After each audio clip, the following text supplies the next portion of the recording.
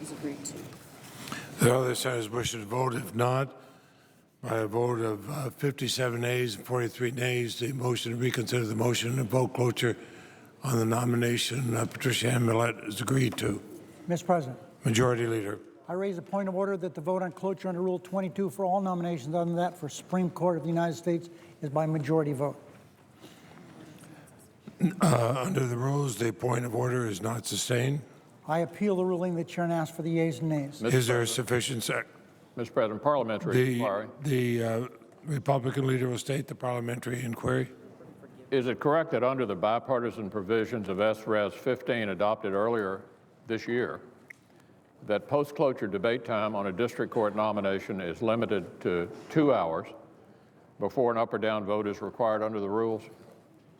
Pursuant to S-Res 15 of the 113th Congress, post-cloture debate on district court nominees is limited to 2 hours.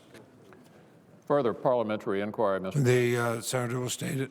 Is it correct that under the bipartisan provisions of S-Res 15 adopted earlier this very year, that post-cloture debate time on any executive branch nomination other than those at the cabinet level is already limited to 8 hours before an up or down vote is required under Senate rules?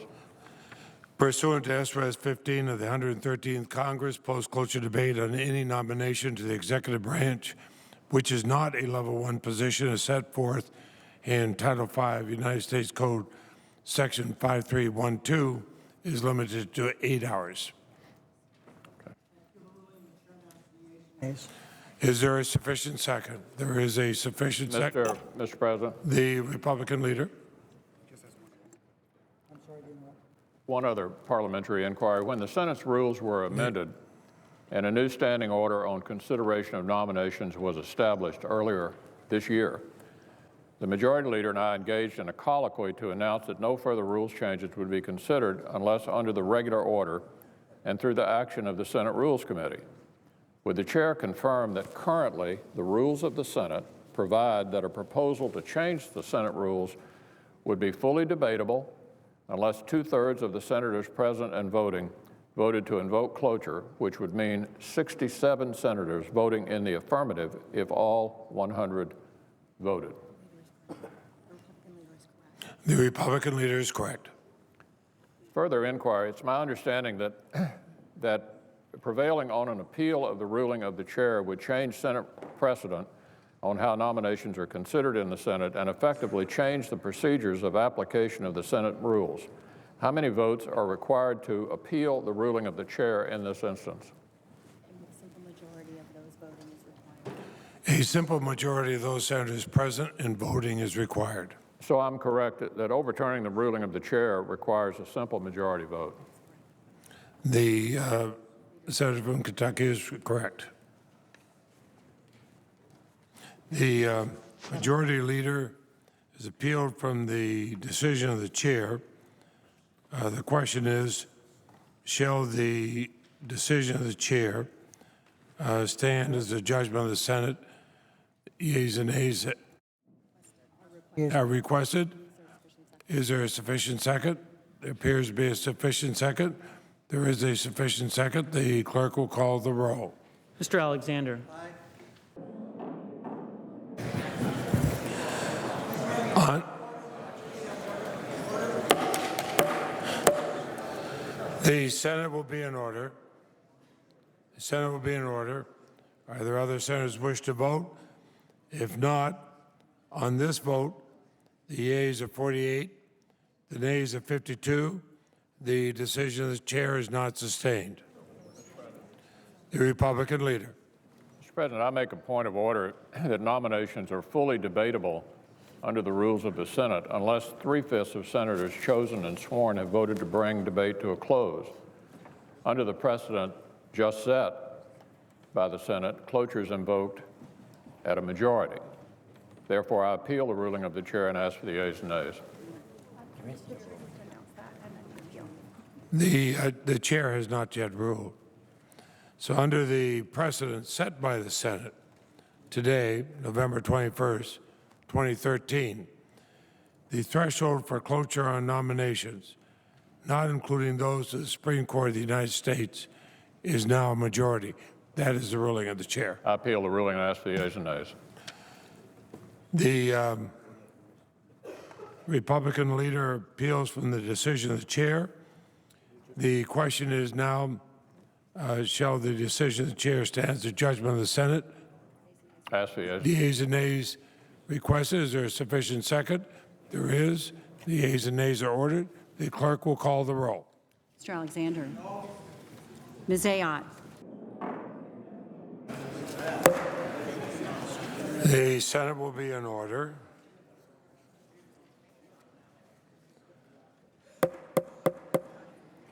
The Senate will be in order on this vote. The yeas are 52, the nays are 48. The Senate sustains the decision of the chair. Mr. President, what is the The majority leader. before the Senate? The clerk will report the motion to invoke cloture. We, the undersigned senators, in accordance with the provisions of Rule 22 of the Standing Rules of the Senate, hereby move to bring to a close the debate on the nomination of Patricia Ann Millett of Virginia to be United States Circuit Judge for the District of Columbia Circuit, signed by 17 senators. Mr. President, I ask. The yeas and nays. By unanimous consent, the mandatory quorum call has been waived. Okay. And the question is it the sense of the Senate to debate on the nomination of Patricia Ann Millett of Virginia to be United States Circuit Judge for the District of Columbia Circuit shall be brought to a close upon reconsideration? The yeas and nays are mandatory under the rule, and the clerk will call the roll. Mr. Alexander.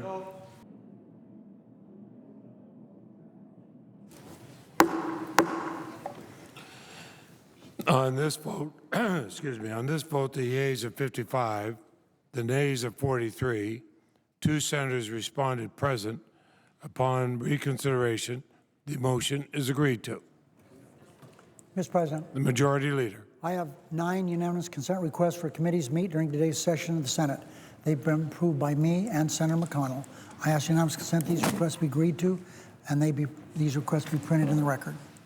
Without objection, the unanimous consent agreement is agreed to. Mr. President. Mr. President. Senator from Iowa.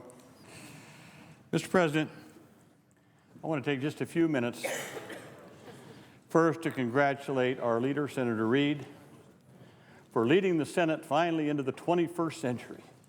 That's the step that we've taken today. Thank you very much, Leader Reid, for your courageous action in making sure that the Senate can now work and get our work done. I've waited 18 years for this moment. In 1995, when we were in the minority, I proposed changing the rules on filibuster. I've been proposing it ever since. What's really happened is that this war has escalated, this war on both sides. I said at the time in 1995 that it was like an arms race, that if we didn't do something about it, the Senate would reach a point where we wouldn't be able to function. Well, I thought, perhaps at that time, I thought my words were a little apocalyptic, but as it turned out, they weren't at all. And so this is a bright day for the United States Senate and for our country to finally be able to move ahead on nominations so that any president, not just this president, any president can put together his executive branch under our Constitution. A president should have the people that he or she wants to form their executive branch. Every senator here gets to pick his or her own staff. We don't have to have the House vote on it or anybody else. It's true of every member of the House or Senate. It's true of the judiciary, the third branch of government. They can hire their clerks or their staff without coming to us. And so now I think it's appropriate that any president can now form their executive branch with only 51 votes needed in the United States Senate, not a supermajority. So that is a huge step in the right direction. And now we can confirm judges of all the courts less than the Supreme Court, circuits and district court judges, again, with 51 votes, without this supermajority that's been filibustering for so long. Now, I listened to the Republican leader during the run-up to these votes, and he said that we were somehow going to break the rules. Break the rules to make a new rule. Well, we did not break the rules. With the vote that we just had, the Senate broke no rules. The rules provide for a 51-vote, non-debatable motion to overturn the ruling of the chair. We've done it many times in the past, many times in the past. So we did not break the rules, simply used the rules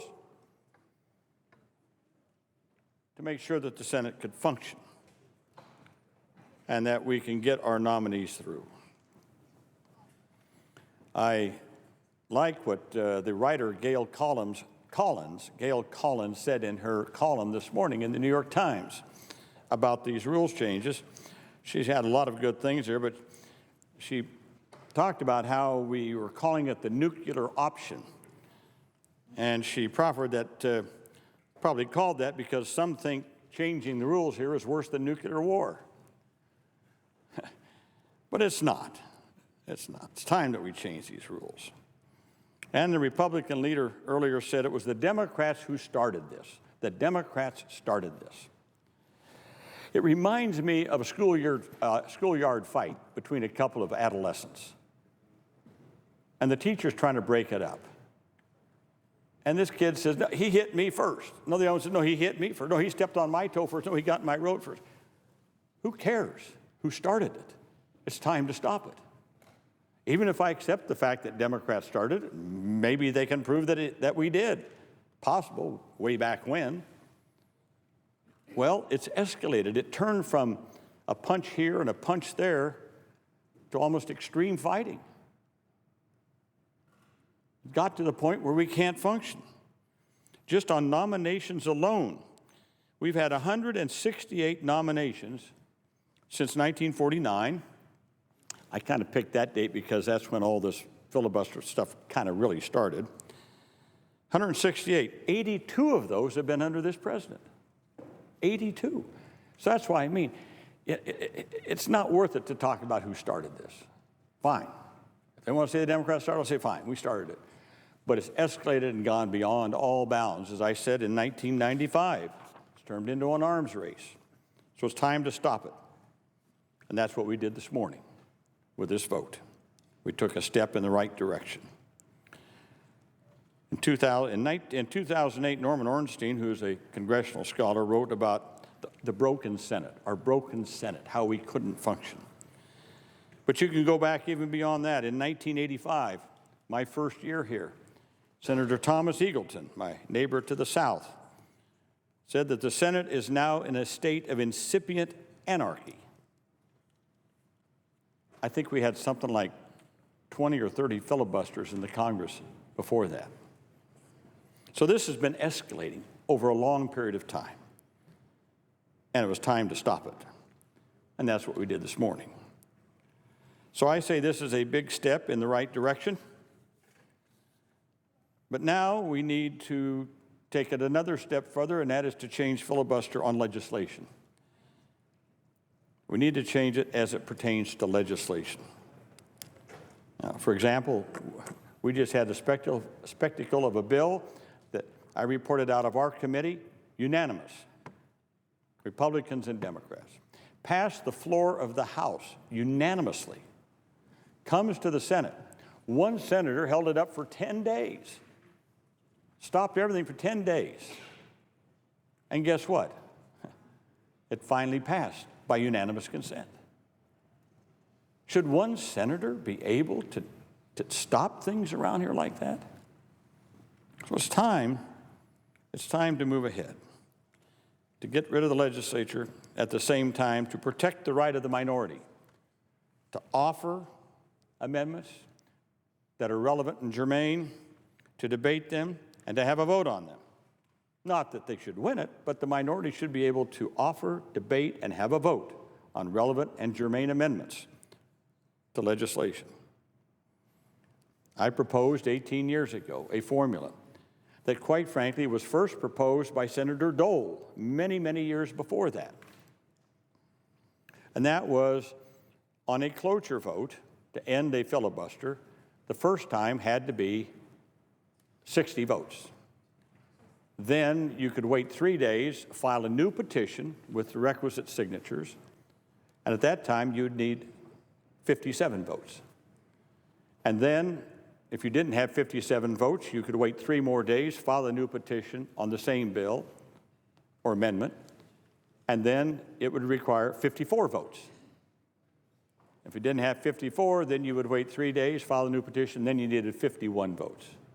So at some point, the Senate could act, the majority could act on legislation, but the minority would have the right to slow things down, to, as Senator George Hoare said in 1897, and he said, to slow things down, to give sober second thought to legislation here in the Senate.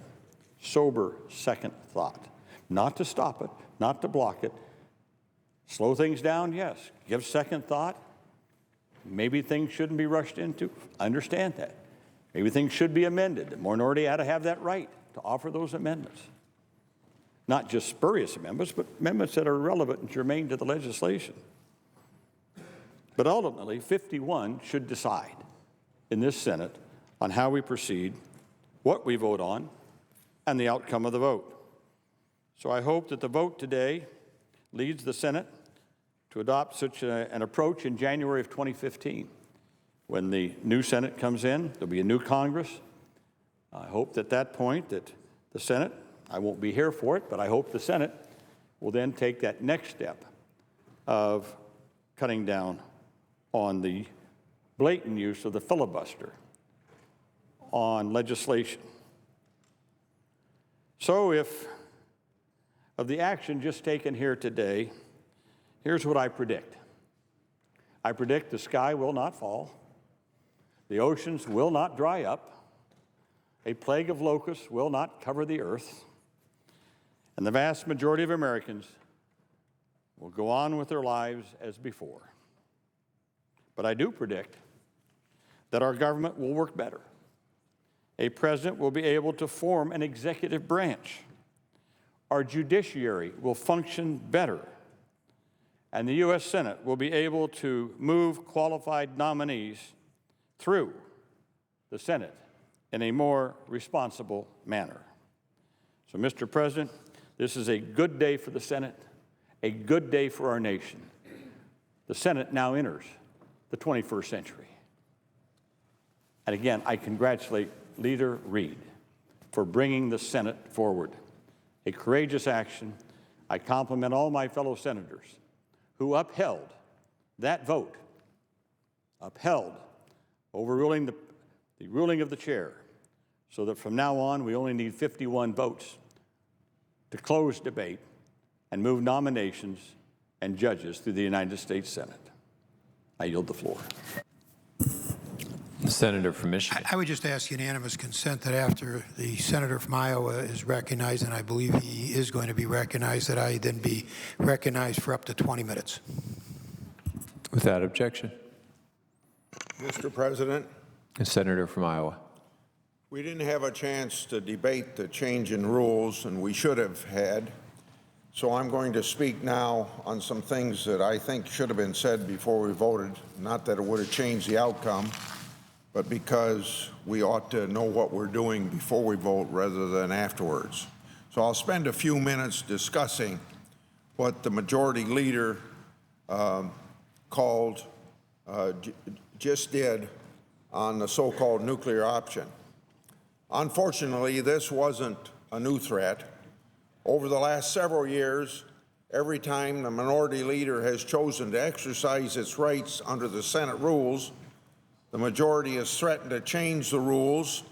In fact, this is the third time in just the last year or so that the majority leader has said that if he didn't get his way on nominations, he'd change the rules. Ironically, that's about as many judicial nominees as our side has stopped through a filibuster, 3 or so. Prior to the recent attempt by the president to simultaneously add 3 judges to the D.C. Circuit that aren't needed, Republicans had stopped a grand total of 2 of President Obama's judicial nominees, not 10 as the Democrats had by President Bush's 5th term in office, not 34 as one of my colleagues tried to suggest earlier this week. No, 2 have been stopped. And if you include the nominees for the D.C. Circuit, we've stopped a grand total of 5. Again, not 10 as the Democrats had done in 2005, not 34 as one of my colleagues tried to argue earlier this week, but 5. During the same time, we've confirmed 209 lower court Article III judges. That's a record of 209 judges approved to 5 that were not approved. So this threat isn't based on any crisis. There is no crisis. I'd note that today's Wall Street Journal editorial entitled D.C. Circuit Breakers, quote, "The White House wants to pack a court whose judges are underworked," end of quote, lays out a caseload pretty clearly. And I'd ask that this editorial be made a part of the record. Without objection. So this is about a naked power grab and nothing more than a power grab. This is about the other side not getting everything they want when they want it. Now, the other side claims that they were pushed to this point because our side objected to the president's plan to fill D.C. Circuit with judges that court does not need. But the other side tends to forget history. And I think history is something we ought to learn from. So let's review how we got here. After the president simultaneously nominated 3 nominees for the D.C. Circuit that aren't needed, a blatant political power grab in its own right, what did the Republicans do? Well, we did something quite simple. We said that we want to go by the rules that the Democrats set in 2006. We said we'd hold those Democrats to the same standard they established in 2006 when they blocked a nominee of Bush's by the name of Peter Keisler. So let's be clear about why the Democrats are outraged. Democrats are outraged because Republicans actually had the temerity to hold the other political party to a standard that they established. And because we did, because we insisted that we're all play by the same rules, they came right back and said, then we'll change the rules. The other side has said, in effect, we don't want to be held to the standards that we established in 2006. And not only that, but if you don't give us what we want, we're willing to forever change the Senate. And that's what happened today. Now we hear a lot of ultimatums around here, but this ultimatum is not run-of-the-mill. It's very different. It's different because this threat is designed to hold the United States Senate hostage. It's different because it's designed to hold hostage all of the Senate's history and traditions and precedents. It's different because, to be effective, it relies on the goodwill of senators who don't want to see the Senate as we know it destroyed, or as the constitutional writers intended. Now, I'd note that today's majority didn't always feel that way, the very way that we've seen expressed today. Not too many years ago, my colleagues on the other side described their fight to preserve the filibuster with great pride. For instance, in 2006, one of my colleagues on the other side said this way, quote, "The nuclear option was the most important issue I've worked on in my public life. Its rejection was my proudest moment as a minority leader. I emerged from the episode with a renewed appreciation for the majesty of Senate rules. As majority leader, I intend to run the Senate with respect for the rules and for the minority rights the rules protect," end of quote.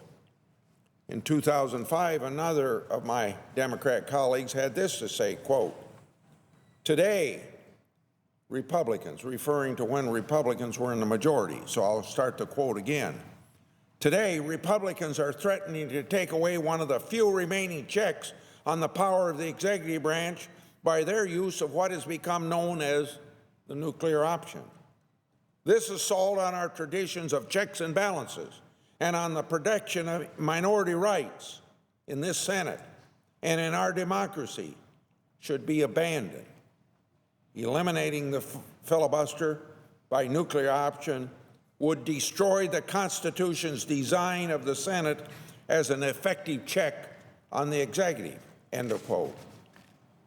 So you've had two quotes from Democrats in 2005, 2006, very strongly supporting the precedent or the Senate using the filibuster to protect minority rights.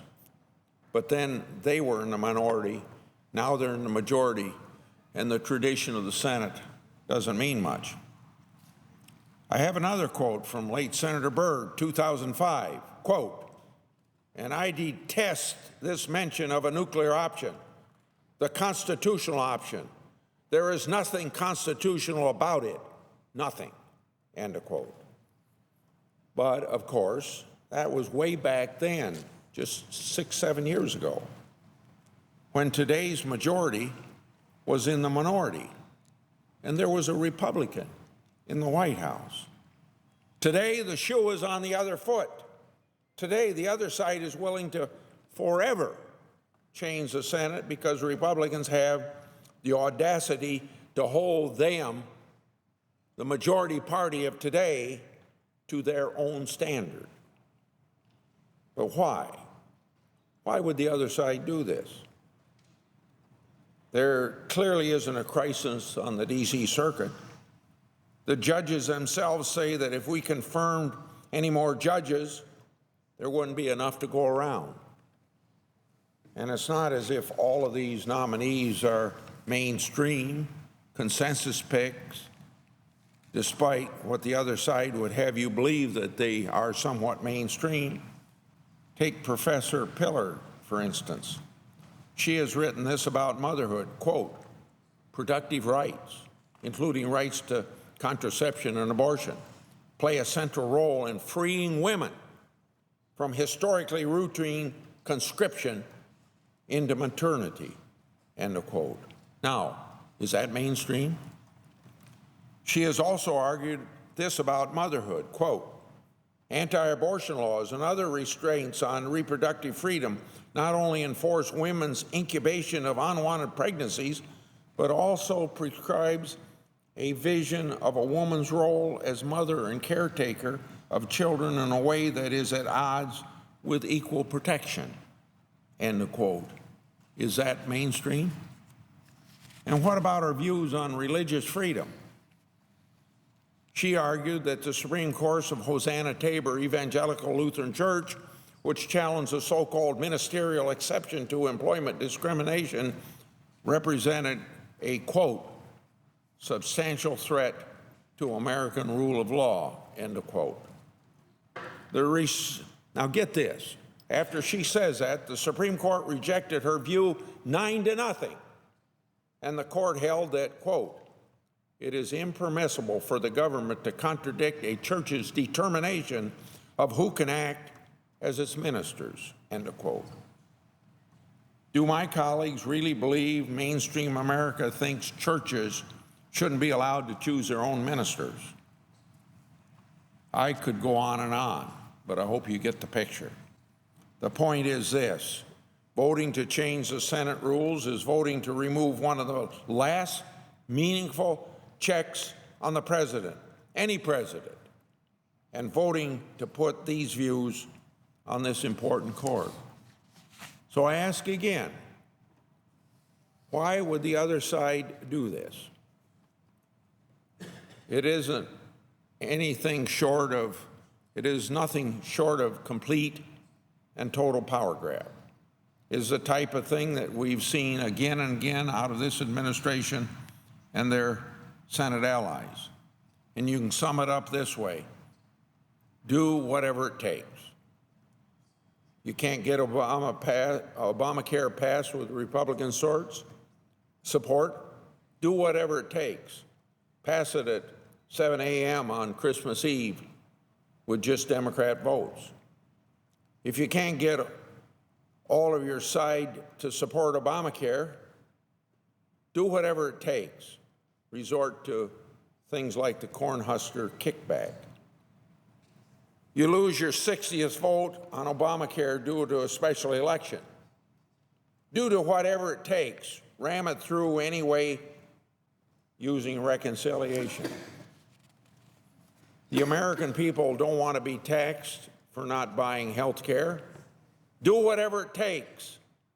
Tell the American people it isn't a tax, and then you argue in the court that it is a tax. The American people want to keep their health care. Do whatever it takes.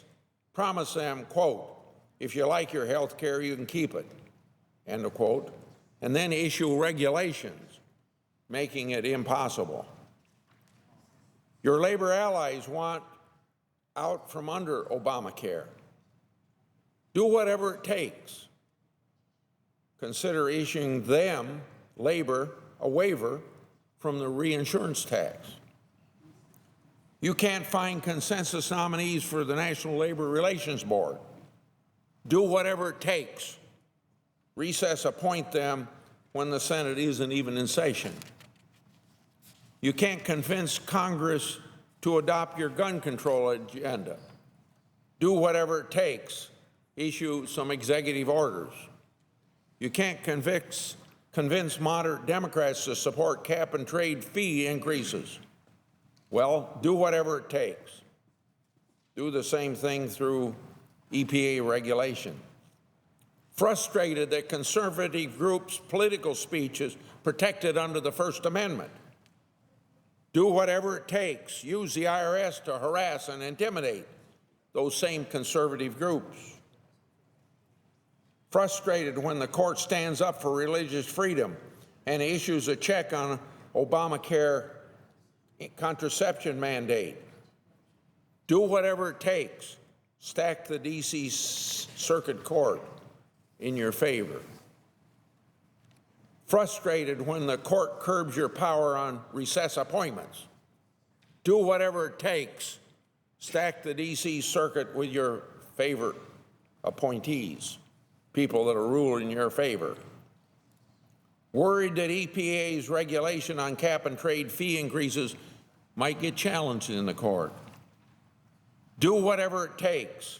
Stack the D.C. Circuit in your favor.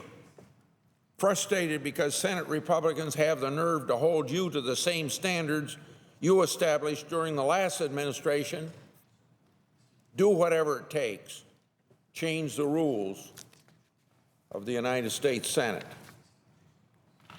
That's what we have witnessed today.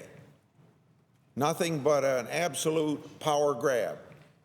The majority in the Senate and their allies in the administration are willing to do whatever it takes to achieve their partisan agenda. They know that there will be additional challenges to Obamacare. They know that if they can stack the deck on the D.C. Circuit, they can remove one of the last remaining checks on presidential power. But make no mistake, my friends on the other side will have to answer this question. Why did you choose this moment to break the rules, to change the rules? Why now? Why? when we're witnessing the collapse of this massive effort to centrally plan 1/6 of this wonderful nation's economy? Why, when millions of Americans are losing their health care? Why did you choose this moment to hand the keys to the kingdom over to the president, a president with less check on his authority? Because the fact of the matter is this: any vote to break the rules, to change the rules, is a vote to ensure Obamacare remaining intact. So, Mr. President, I'll conclude by saying this: changing the rules of the Senate in this way was a mistake. But if the last several years have taught us anything, it's that the majority won't stop making these demands. And if we can't give in to these constant threats, sooner or later you have to stand up and say, enough is enough. But if there's one thing that will always be true, it's this: majorities are fickle, majorities are fleeting, here today, gone tomorrow. That's a lesson that, sadly, most of my colleagues on the other side of the aisle haven't learned, for the simple reason that they've never really served a single day in the minority. So, the majority has chosen to take us down this path. The silver lining is that there will come a day when roles are reversed. When that happens, our side will likely nominate and confirm lower court and Supreme Court nominees with 51 votes, regardless of whether the Democrats actually buy into this fanciful notion that they can demolish the filibuster on lower court nominees and still preserve it for Supreme Court nominees. I yield the floor.